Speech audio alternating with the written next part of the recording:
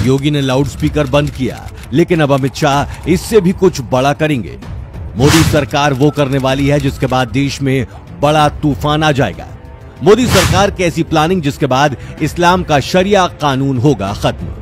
जब पूरा भारत हनुमान चालीसा और अजान पर अटका है, तब मोदी सरकार एक ऐसी प्लानिंग पर काम कर रही है जिसके बाद सियासी सुनामी आना तय है।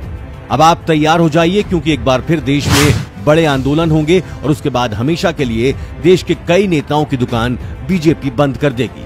अमित शाह ने सीधा इशारा किया है, हम वो करने वाले हैं जो करना चाहिए। जैसे 370 लागू किया, सीएए और एनआरसी लेकर आए, ट्रिपल तलाक को खत्म किया, वैसे ही अब एक देश एक कानून भी बनेगा। ये एक देश एक कानून क्या है जो भारत का राजनीतिक नक्शा बदल देगा और हिंदू मुस्लिम की लड़ाई हमेशा के लिए खत्म कर देगा।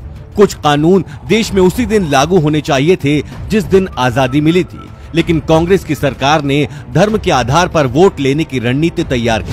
कांग्रेस को वोट भी मिले, 65 साल तक राज भी किया, लेकिन देश का क्या हुआ, इसकी कांग्रेस ने कोई परवाह नहीं की। जब संविधान एक है तो फिर धर्म के आधार पर नियम क्यों बने? पंडित कहे हमारा संविधान अलग है, हम ऐसा करेंगे। मौलाना कहता है हमारे लिए संविधान नहीं, शरीयत कानून बड़ा है। हालांकि अब ये सब नहीं चलेगा। 75 सालों से देश पर जो कानून कांग्रेस ने थोपा, वो अमित शाह और मोदी जी हटाने जा रहे हैं। मध्य प्रदेश में बीजेपी नेताओं की बैठक में अमित शाह ने इसका ऐलान कर दिया है कि अब मोदी सरकार कॉमन सिविल कोड लागू करेगी। सीएए, राम मंदिर, अनुच्छेद 370 और ट्रिपल तलाक जैसे मुद्दों के फैसले हो गए हैं। अब बारी सिविल कोड की है।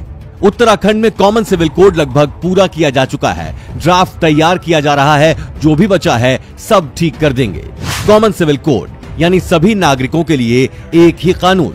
इस समय भारत में शादी, तलाक, संपत्ति का अधिकार, जन्म से लेकर मृत्यु तक के कानून अलग अलग और ये सब धर्मों के आधार पर लागू हैं।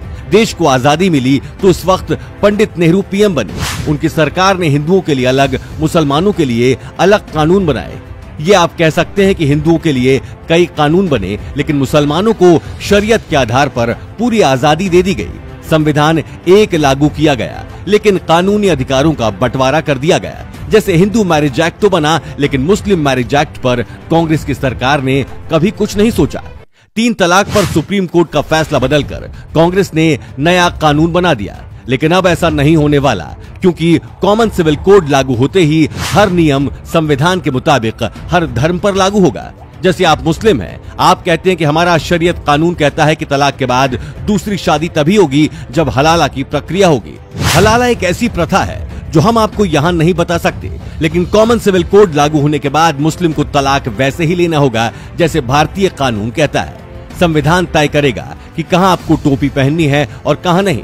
जैसे नवरात्रि में आपको क्या आरती के लिए छुट्टी मिलती है, लेकिन मुस्लिम नमाज के लिए छुट्टी अपना अधिकार मानते हैं, क्योंकि उनके शरीयत कानून में ऐसा कहा गया होगा। अमित शाह और मोदी मिलकर देश में कुछ ऐसा करने वाले हैं जिसके बाद आप कहेंगे कि अब तो देश में कोई मुद्दा बचा ही नहीं। सालों से बीजेपी के पास 4 मुद्दे थे, राम मंदिर, 3 तलाक, 370 और कॉमन सिविल कोड, जिसमें 3 तो खत्म हो चुके हैं। अब चौथे की बारी है और वो मोदी सरकार 2024 से पहले ही खत्म कर सकती है। अब आपके मन में सवाल उठा कि ये काम मोदी सरकार क्यों करना चाहती है, इससे पहले किसी ने क्यों नहीं किया। दरअसल भारत में धर्म के आधार पर वोट बैंक का पिटारा भरा जाता रहा है। कोई भी धर्म जब कोई गलत कानून बनाता है तो रोकने की बजाय उसे हवा दी जाती है।